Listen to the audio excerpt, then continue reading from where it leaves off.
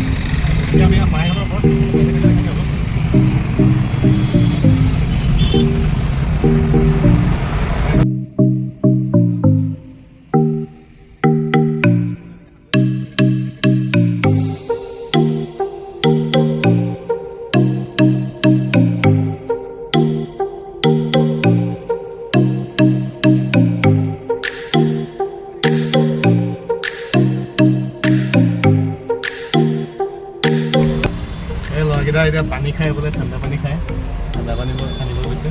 কিয় আকাশ বৰা আজি মাত বল নাই যে, কিয় হা? কিয় লাজ কৰিছে নেকি? ব্লগত ওলাম বুলি লাজ কৰিছে নেকি? আজি মদন কামদেৱৰ হিষ্ট্ৰী ক'ব ন আমাৰ আকাশ বৰা। লৈ লৈছোঁ, পানী আনিব গৈছে। কিমান দূৰ আছে? 34 কিলোমিটাৰ আৰু 34 কিলোমিটাৰ আছে। কি আকৌ কোৱা, কি কৈছিলে? মানে এতিয়া ছোৱালীবিলাকে কয় আকাশত ভাল লাগিছে, মোৰ ফোন নম্বৰ দিব নেকি? দি দিম আকৌ। যদি কয় ভাৰ্গৱক ভাল লাগিছে তেতিয়া দি দিব পাৰে।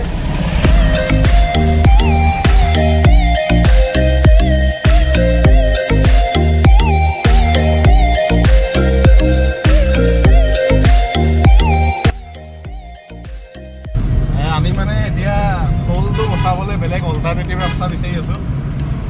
ভাৰ্গৱে ৰাস্তাটো বিচাৰি আছে, আমি শ্বৰ্টকাট দি যাওঁ যাতে টোল গেট পাৰ হ'ব লগা নহয়। এইটো ৰাস্তা আমি এতিয়া টোলটো বচাবলৈ কাৰণে টোল গেট পোৱাৰ আগত ধুনীয়াকৈ ইউটাৰ্ণ ল'ম। ইউটাৰ্ণ লৈ ভিতৰ ৰাস্তালৈ যাম। পাইছোঁ এতিয়া ইউটাৰ্ণ ল'ম।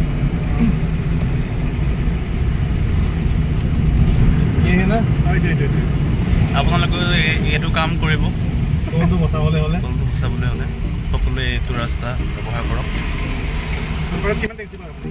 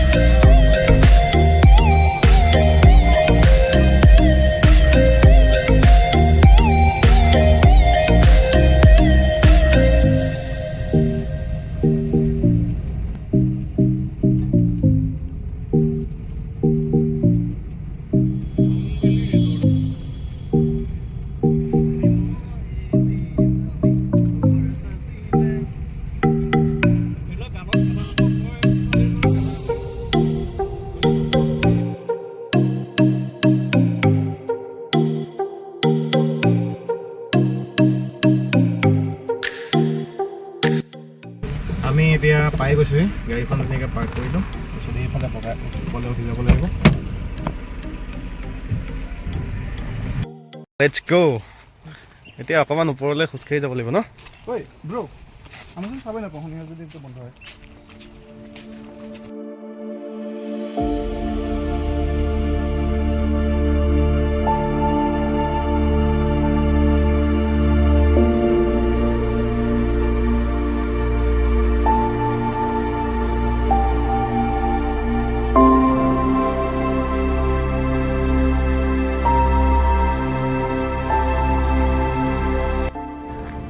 অলপ ওপৰলৈ উঠিব লাগে ন এতিয়া আমি আহি আছোঁ খোজকাঢ়ি ধুনীয়াকৈ চাকি তাকি লৈ ল'লোঁ লেটছ গো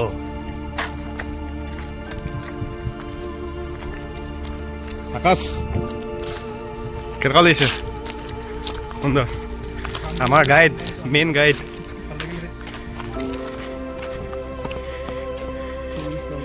টুৰিষ্ট গাইড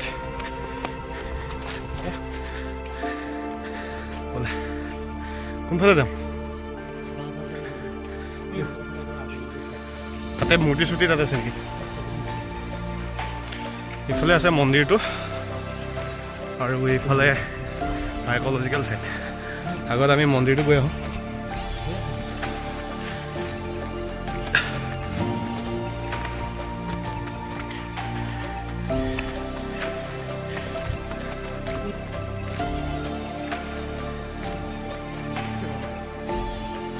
এইটো আমি পাই গ'লোঁ মন্দিৰটো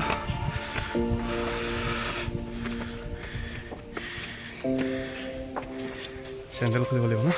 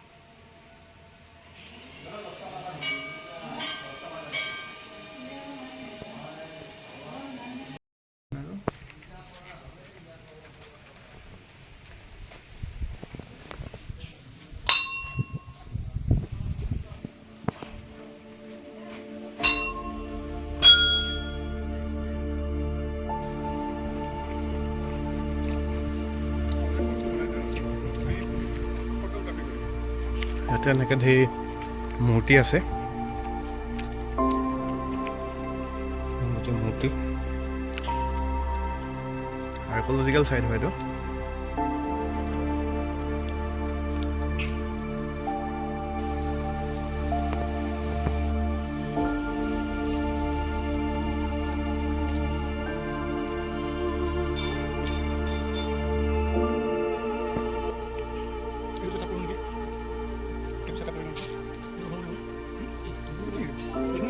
এই মন্দিৰৰ ভিতৰত লিখা আছে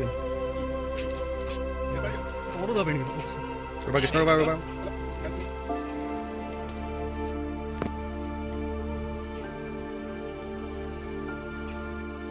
এনেকৈ চবফালে গোটেই মন্দিৰটো চবফালে মূৰ্তি আছে আৰু গোটেই মন্দিৰটো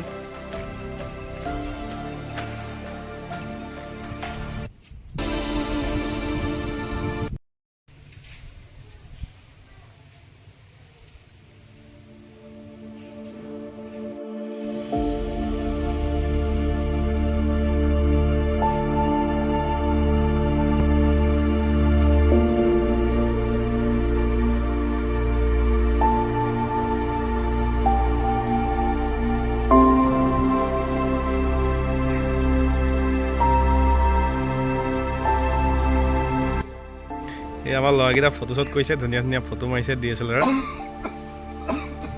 এয়াই আৰু এইটোৱে মেইন মন্দিৰটো এইফালেও আছে এনেকুৱা মূৰ্তি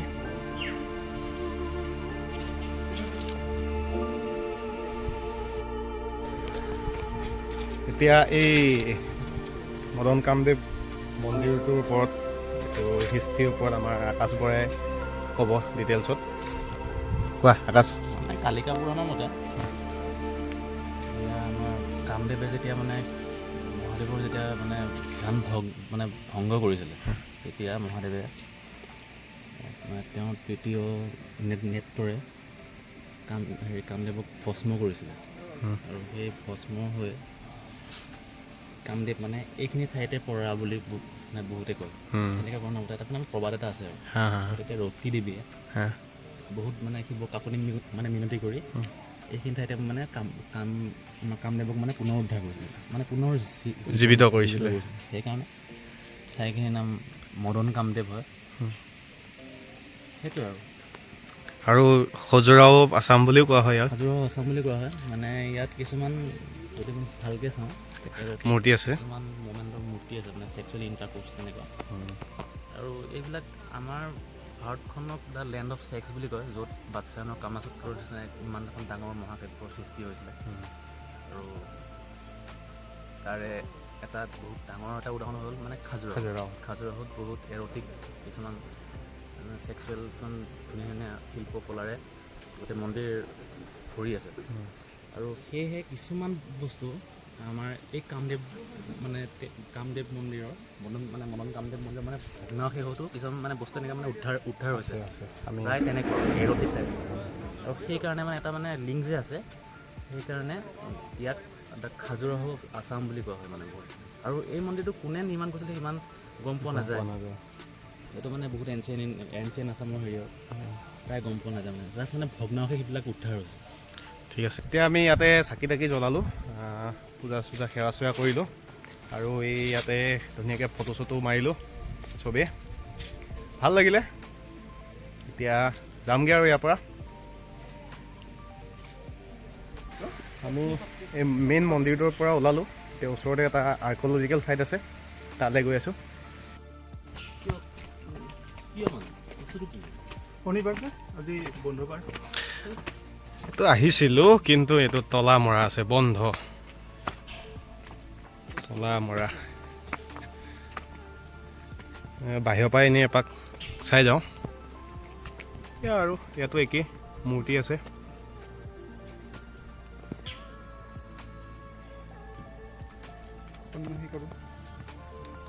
হৈ গ'ল, আমি মদন কামদেৱ মন্দিৰ চালোঁ। আৰ্ক'লজিকেল ছাইটটো বন্ধ আছিলে, এতিয়া তললৈ আহি আছোঁ।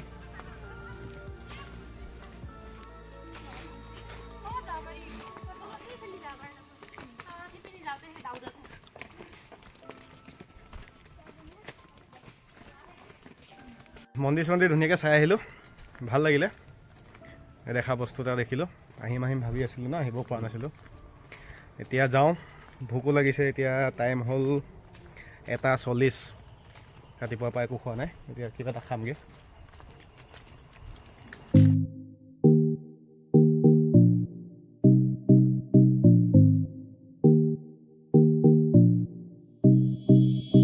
ঘূৰি আহিলোঁ, ঘূৰি আহি এতিয়া আমি বাজৈ হোটেলত খাবলৈ গৈ আছোঁ। ভোক লাগিছে, চবেই ধুনীয়াকৈ ভাত খামগৈ বাজৈ হোটেলত না।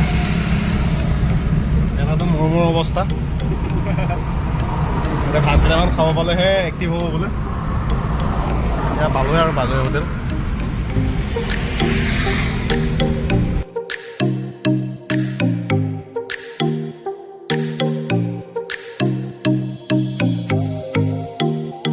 ভাত চাত খাই এতিয়া আহি আছোঁ। এতিয়া নিজৰ ঘৰলৈ যাম আমি চবেই। ভিডিঅ'টো ইমানতে শেষ কৰিছোঁ। Thank U.